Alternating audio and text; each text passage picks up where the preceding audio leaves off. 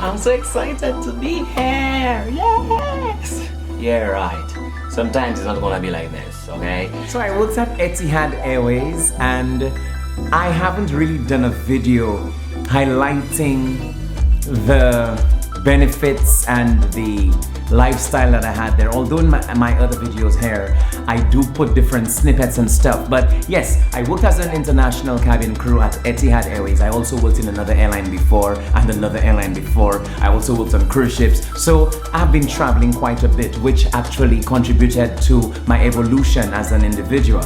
Now, every job I've done so far in my life, I didn't work for the people, I worked with the companies so that I could make my contribution and get something out of it as well. And what flying did for me is that it gave me an advantage of getting to travel around the world in an enormous way and getting to meet people from different backgrounds, landscapes, different cultures, religious theories, and a whole bunch of other things. Like flying was just an experience for me. But my last flying company was Etihad Airways. Now, before I go any further, let me answer a question that a lot of people have been asking me. McNeil, we know that you love flying. Did you miss it?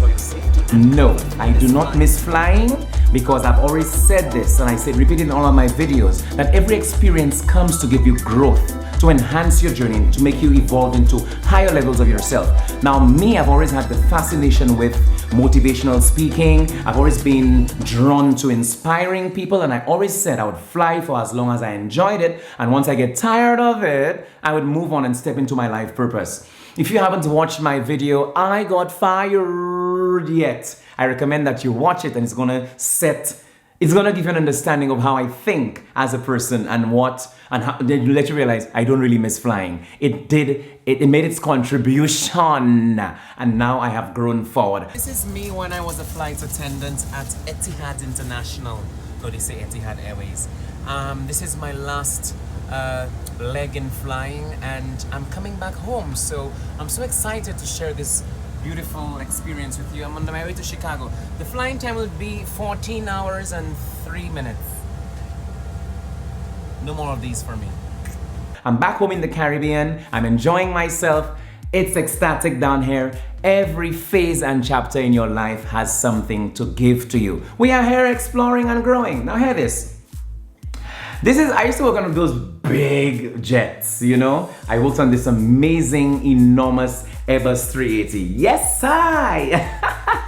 That was an experience of its own kind. Did I always enjoy the flights? Well, not really, but you know, the experience, the adventure was worth it. Yeah, but I had done that, and I also started here. I worked for the regional airline, yes, and I had outgrown it as well. I had outgrown it. And when I was leaving, they said, are you sure you're making the right choice? Well, hello, I trust myself. So I made the right choice, and I advanced further. I also worked for another Middle Eastern carrier. That's another video for another time, but today I want to just share with you my experience in a nutshell with Etihad Airways. And this is for those of you fascinated with the flight attendant industry and want to know a bit more about what goes on behind the scenes. And it's also for those of you who are embarking on the journey of becoming flight attendants or cabin crew, and you just want an inspiration or you want a suggestion. Yes, Etihad Airways is a good airline to work with. Well, that's from my experience. Now, I'll tell you, go out there and explore for yourself, because people will tell you all kinds of negative things about different companies. But when you enter there for yourself, you're realizing it's a platform for you to grow. You will have challenges, yes, you know, and then you'll also have the triumphs and the blessings. Now, the job comes in different ways. There's the glamorous side and there's the not so glamorous side. Trust me. So at the moment, I'm working. We're in flight. We just took off about 20 minutes ago.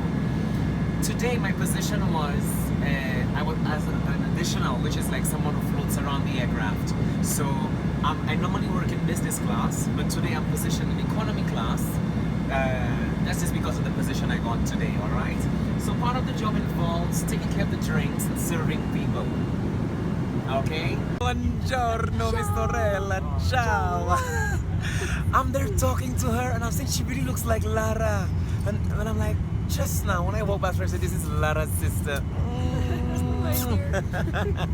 And then you're gonna get an opportunity to visit exotic countries. And you're gonna go to some places, you're gonna be like, what does this exist on earth? But this is life. The contrast contributes to the mix. Ladies and gentlemen, we are now on our final approach into London Heathrow. And this time we ask you to ensure that your seatbelt is securely fastened. And every part of the spectrum, contributes to the appreciation of the entire thing. So you could enjoy the diversity, and you could also, you can enjoy the diversity, but most importantly, you must honor your preferences. I want to fly on a Boeing 777 today. Big bird. Yeah. 100 years ago, that wasn't possible, right? So yes, I worked at Etihad Airways. I worked with them, and in that capacity, I was able to fly with people from different cultures, different backgrounds. That was amazing, and that was also you met great-minded people, you met middle-minded people, you met some people you wonder what in your brain, girl. But that's all part of the diversity. It contributed to McNeil Griffith's growth as an individual. Yes. Then we got to fly to in Etihad. You get to fly to the network. Introduced me to, well, not introduced me because I had been flying before, but the network, exposes you to North America. There were flights to South America, Europe, Asia, Eastern Europe, Africa, Australia. Name it. I visited places. There were times when I felt like, oh my God, I'm missing the Caribbean. I want some of the tropical, exotic feel. So I would bid for flights to the Seychelles, to the Maldives. I would fly down to Malaysia sometimes to feel the tropical atmosphere. The people are different from the Caribbean, but then I got to mix with humanity in the tropical setting. So that's one of the advantages of the job. I also, even if you don't want to, even if you don't get to fly to the destinations you want to for a particular month, you still get the option of buying ID90 tickets. An advantage that Etihad gives that a lot of airlines don't give their crew is that you get to fly first class, business class, yes, and then if you want to fly economy, just because you could fly economy, but there's the leeway and the advantage there. So I liked working at Etihad Airways for that. Some other airlines don't offer that, okay? Oh my God, there's so much to share. This is your last flight. How do you feel? Well, I'm not sure how I feel. Why you say not sure? Excited, mixed emotions? Mixed emotions. I'm excited but very sad. Oh my God, why sad? Why would you say sad? Because I know I'm gonna miss this job. Oh my it's God. the best job in the world. How long have you done it for? Oh, very long. 7 years already. 7 years. Oh my God. Linda is taking away some rich memories with herself. You heard her sad, which means she's enjoyed her journey as an international flight attendant. Yeah. Oh, we wish you the best. Say thanks to Linda. Say something.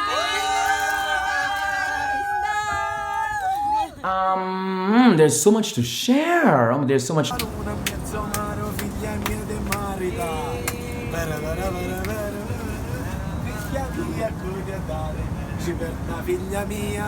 Working at Etihad.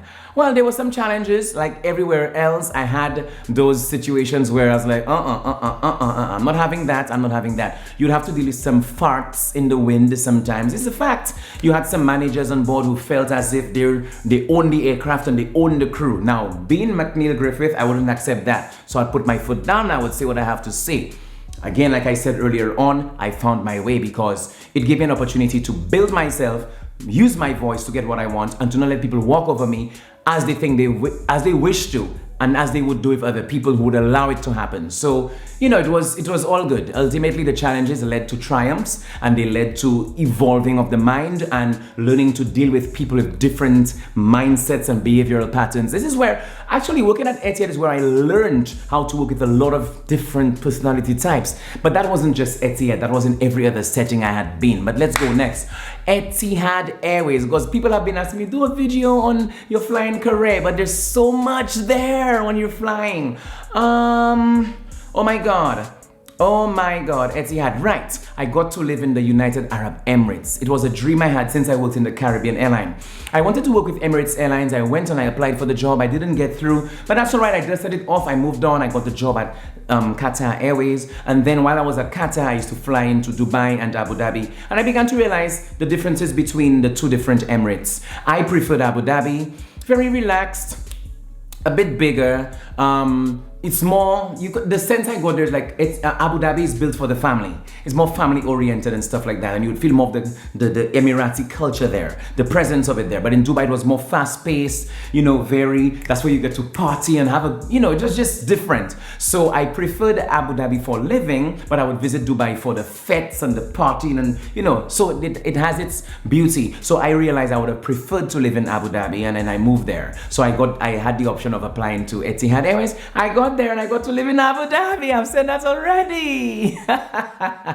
And towards the end, I spent 6 years working at Etihad. Working with them, it was an experience, yes, but there were the discomforts, and I had outgrown flying. 2 years before I left flying, 2 years before I had left flying, I had written my resignation letter, and for some reason I kept it in drafts and I never sent it through. So I got into a comfort zone because when I look back in retrospect, I had stayed the extra 2 years because for me, it wasn't about just the job of flying. It was about the cultural experience I was having, living in Abu Dhabi, and other opportunities which were available there and things to do outside the job. So flying itself can be a job that's nice, but after a while you get over it, it becomes monotonous like any other job. But then it was about the lifestyle that came with it. So I took a while to resign, and then in the final year I said, okay, this is enough, I need to leave.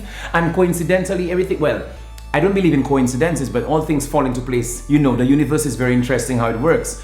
I went on my vacation in March 2020, and I was thinking I wish I could spend 6 months at home just to see how it feels like to not be flying again. And guess what? My wish became, the command to the universe. I got 6 months in St. Lucia. Well, I did 5 months, 3 weeks in St. Lucia because I got stuck here because of COVID. And what happened was I was like, okay, I could enjoy this even longer. So when I went back to Abu Dhabi to resume my duties, then redundance came in about 2 or 3 months later. And here I am. I'm very happy. Like I said, check the video I made on I Got Fired. So it gives you a little bit more on the story, okay?